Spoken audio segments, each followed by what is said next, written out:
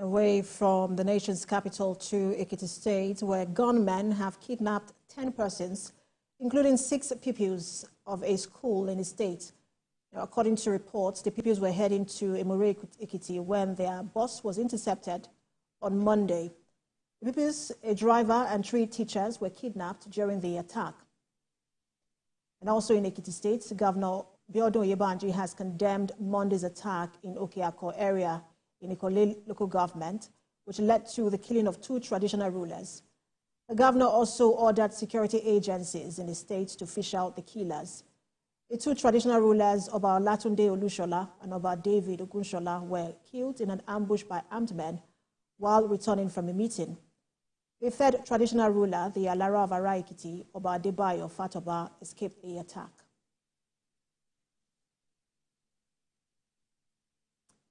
For more on the killing of monarchs, the chairman at Ajoni Local Council Development Area, Ikole Ekiti, Michael Ogungbemi, joins me on the news to discuss this. Good to have you join us. Yeah, good evening. Nice to be here. Let me start by commiserating with you and the people of Ekiti State. We know that this happened in your local government, but a lot of people are now concerned, and not just the residents of Ekiti, Nigerians, because this has never really been a norm in Ekiti. But in the recent days, we've seen several attacks.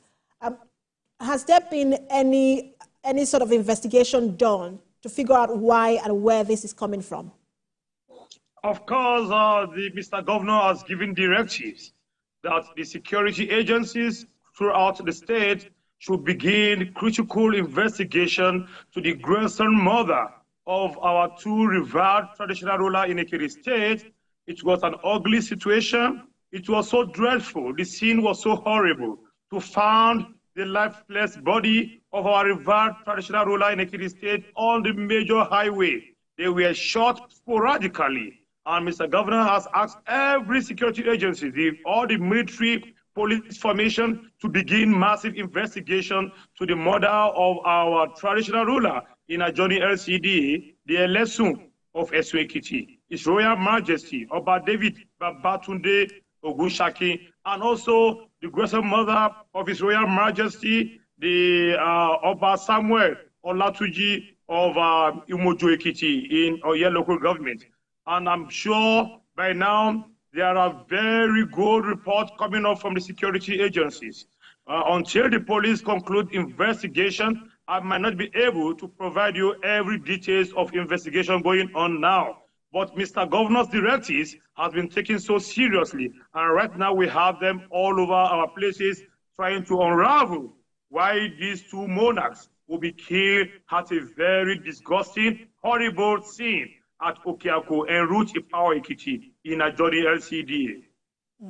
And whilst the killing of the monarchs is a devastating incident, but this is not just about the monarchs alone. 6 people were also kidnapped today. And my question really was, why is Ekiti now a hotbed for kidnappings? Because that has never been the story. Ekiti is a very peaceful state. We have enjoyed a peaceful, serene tranquility of our peaceful coexistence over these years.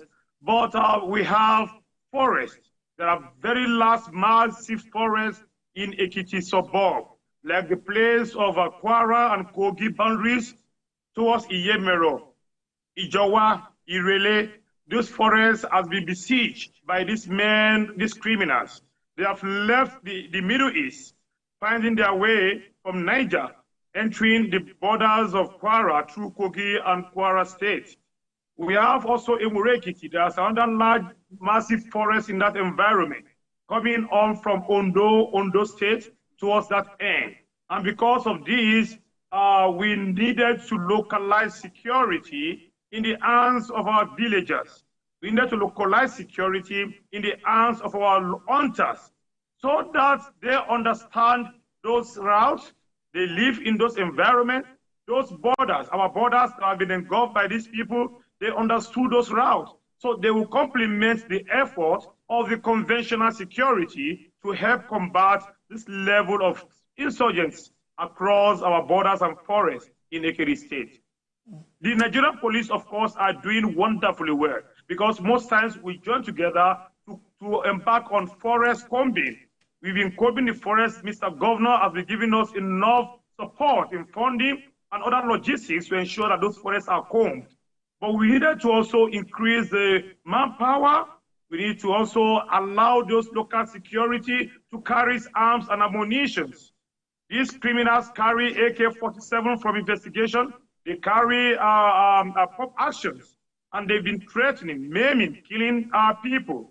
This time, I think we need to revisit regional community policing so that we can help support and give complementary role to the conventional security. They are doing well. The issue of community policing has been there for years, but we'll see how things play out. Thank you so much for talking to us. Chairman, Ajoni Local Council Development Area, Ikole Ekiti, Michael Ogungbemi. Thank you so much. I'm grateful. Thank you so much.